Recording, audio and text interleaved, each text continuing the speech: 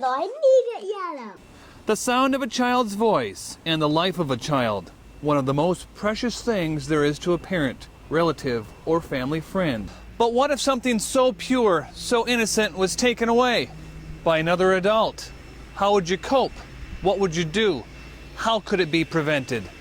Child abuse or neglect is if you know the child and things are different for the child. That's one of the biggest signs. I think there's numerous signs depending upon the type of maltreatment that we're talking about, whether it's physical abuse or neglect of various kinds.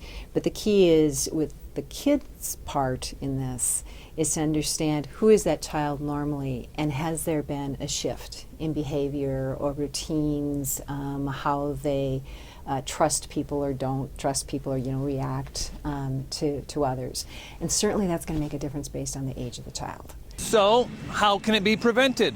How can it be reported? And what can you do to spread awareness? A couple of things that I would say is always, I think it's important for us as community members to try and embrace all families.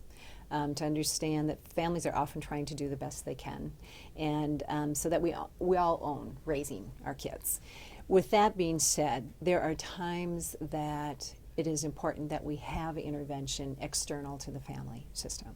So if someone is seeing some signs, some symptoms that child's behavior has changed drastically, or the parent can't easily account for marks on the body, or their stories of what has happened has changed, and you have those concerns that are heightened, that the first call I would make would be to law enforcement. Or you can make it to the local social service agency. There's usually a child protection unit. They take calls in from people who are concerned, whether it's citizens, mandated reporters who would be like teachers or doctors, nurses, those kinds of persons. But that is typically the point of first contact.